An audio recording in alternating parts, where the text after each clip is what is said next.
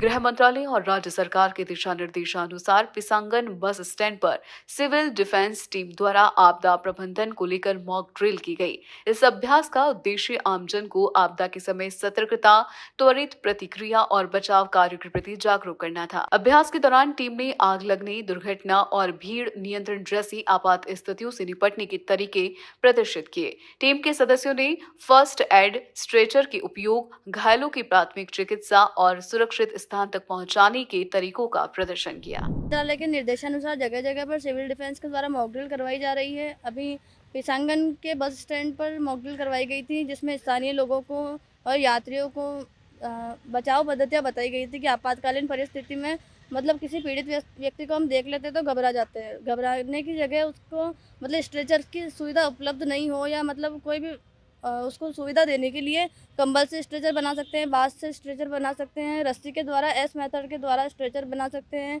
कि अब यदि किसी व्यक्ति के एक पैर में चोट लग जाए तो उसे मानव बैसाखी के द्वारा चिकित्सीय सुविधाएँ प्रदान की जा सकती है।